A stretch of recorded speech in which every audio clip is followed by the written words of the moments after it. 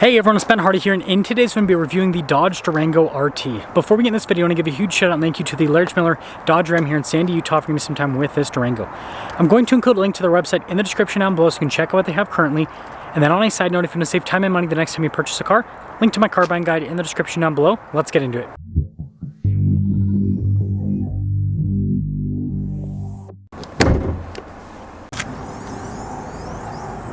Under the hood, we have a naturally aspirated 5.7 liter Hemi V8 that goes through an 8-speed automatic transmission. Fuel economy is 14 around town and then 22 on the highway, with power outputs being 360 horsepower and then 390 pound-feet of torque. Now, before we move forward with this review, I do want to mention, if you want to see more videos just like this, then I recommend you subscribe because I post content every single day. So starting with the hood, you guys can see all the venting. I think that looks absolutely fantastic. One of my favorite things about the Durango RT. And then you've got the new headlight design here. And then look at the grille here with this RT. It's so aggressive with all of the venting. And when you put it all together, like, this does not look like your standard mommy mall crawler. This thing looks like a hardcore performance SUV. Now around the side here, we've got a tire and wheel setup of 295, 45, 20 in the front and over in the rear. And you guys can see we've got the SRT Brembo brakes with this tow and go package. I think that is so cool. And then look at the coloration on the wheels. Got these nice body painted fender flares. Then you got the Hemi badge. And then you guys can see here with the mirror cap how that's blacked out. And then here is your side view with this Durango RT. Now, taking a look at the key fob, we have our lock and unlock function, remote start. We got the opening for the hatch and then the Dodge logo on the back. And popping into the rear, I guess all the seats are folded down. Not sure why, but you can see tons of storage space with all the seats folded down. The third row is really easy to get up. All you have to do is just pull the strap there, and then you've got to pull the headrest up yourself. You can see with the third row up, there's not nearly as much space behind, but still decent. Got a 12 volt here on the back as well. There's some more storage down there. And then when you're all done, just press that button and that will lower the hatch right back down. Now the Durango still has its light bar design here with the rear. You can see Durango and then RT there. And then you got the parking sensors, the bezel that covers the receiver hitch. I mean, tow and go, of course, it's gonna have a tow package. And then you got the 2 exhaust tips as well. And putting it all together, they just don't make SUVs like this anymore. Big V8 and just kind of a muscular design overall. Now popping inside, soft touch here on the door panel, and then you see the trim down below, and look at the stitching. I think that looks great. And then taking a look at the seats, you got the Dodge logo there, nice red stitching, and then perforated down the center portion. Nice trim on the seat as well. And then popping in is really easy, just kind of slide across. Legroom's good, got a little storage pocket here. Got some vents there, USBs, heated seats. And then headroom, it's good. We also have a climate control setup here for the rear because we have our own climate zone in the back. And then as for the rear seats, they're just as nice as the second row with the material use, but I would reserve the rear seats for kids. That's most SUVs in this segment. Now taking a look at the front door panel, again, soft touch here, and then look at the trim down below, and then you've got nice padding and stitching. All of our window controls, front to automatic. Got your mirror adjustments, memory seats, blind spot monitoring with the mirrors as well. And then if you're wondering, 1,200 pounds of payload capacity with the tow and go. Look at the front seat here, again, Dodge logo, perforated all down the center portion, nice red stitching, power adjustments on the side with the lumbar and all of that. All of our light controls, and then look at this, and then on the dash, it's all soft touch across.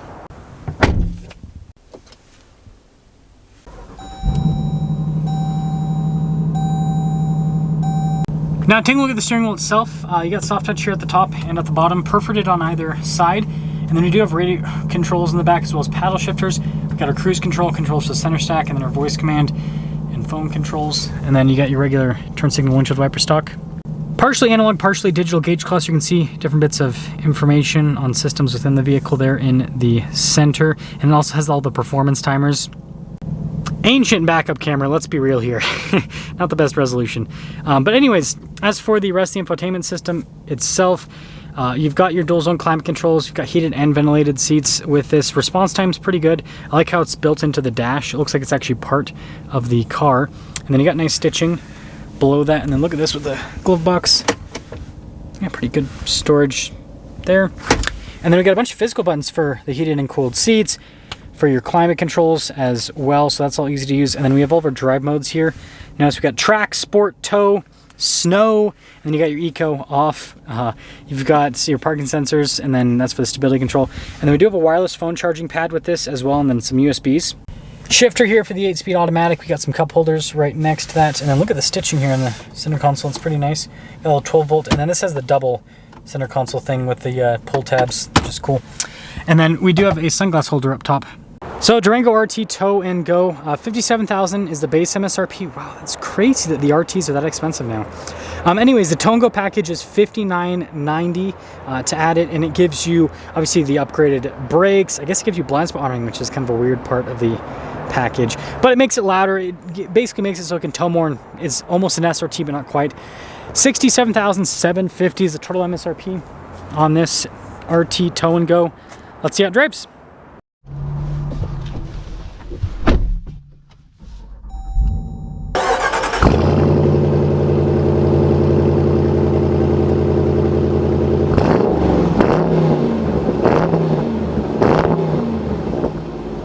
Let's talk about visibility before we set off. Here's your visibility over the hood. Both the mirrors, do a blind spot monitoring for the rest of the rear. And let us go in the tow and go. And let me tell you, this exhaust sounds great. This exhaust sounds great. Of course, with a lot of exhaust like this, your neighbor might raise an eyebrow, and that's when you go, listen, Linda, your Kia Telluride does not have an engine like this. You just don't understand. You just don't understand. But seats are comfortable too. Just listen to that. V8. I posted a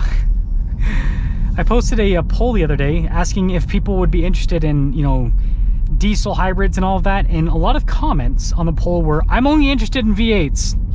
Here's the deal, folks. If you really are only interested in V8s, put your money where your mouth is, because there's so many people that'll say like they only want a V8, and then a manufacturer releases like this, you still have the Durangos with the V8s, and then people are buying Honda Pilots, Toyota Highlanders, Kia Tellurides instead of Dodge Durangos. It's like, if you really want a V8, well, buy the cars with V8s, and that'll push manufacturers to make more cars with V8s. Obviously, there's the fuel economy ratings for the government and everything that kind of, yeah, gets in the way of things a bit. But you know what? Just do what you can. Play your role, right? But yeah, this, I mean, the Durango, it's old. It's an old vehicle, but it doesn't drive old. Still handles well for what it is. We're gonna pop it in the sport mode. Sounds fantastic. I mean, you just don't get a fun soundtrack like this in any other family SUV like this. Everything else has a turbo 4-cylinder or a V6. Nothing has a big V8 like this. And that's the thing that, like, I remember when I first started working for Dodge, I was like, man, the Durango's kind of weird. And now, as someone who's been reviewing cars for years, when I go and review a Durango, I'm like, the Durango is so weird. Because think about this for a second. This is just a, you know, larger crossover at the end of the day, right? People call it an SUV. It's a larger crossover, and they've shoved a big V8 under the hood. Like, it seems normal because, like, they've made so many of these. But seriously, think about that for example. Like, for a second. It's such a strange vehicle. It's so crazy that Dodge, you know, over a decade ago was more than that. I mean, how long has the Durango been going? Since the 1990s. But I guess this modern iteration, right, with the unibody version and everything, with independent front rear suspension, that was like 2013, 2014. This, well, actually, they had the one prior to that that had the older transmission. Anyways, it's still crazy that Dodge created this. Like, such a crazy vehicle, and it's crazy that this still exists. Well, it looks like we will finally be able to get up and move, and I really wish they would turn this into just a dedicated turn lane. And that person almost hit that skateboarder. A longboarder, sorry. Gotta get it right. Anyways. Listen to that! Like I said, Linda, your Kia Telluride does not make that sound. That is so beautiful. We're gonna pop it in the manual mode. And the transmission, the ZF 8-speed automatic, is such a good transmission. It still has a modern tang to it with these shifts. Man, I got unlucky with this test drive. So much traffic today. But yeah, I guess to sum things up, I really like this modern Durango. Again, the platform and the exterior sheet metal and everything, yeah, it's feeling a little bit old and tired. But this new, you know, how they've updated this interior, it feels pretty solid compared to the competition, I would say. I don't really feel like I'm missing out with this compared to the competition. And listen to that. Listen to that. How does that not sell you on the vehicle? Like, this is a minivan, basically. It's a glorified minivan, and it sounds like that. That's the other thing's crazy about the Durango. So let me know what you guys think about the Durango Tow & Go. Yeah, it's expensive. It's a lot of money, $67,000. And the base price of an RT, $57,000. It's crazy if it's gotten that expensive. But this is the end. This is the last family V8 SUV in this size category.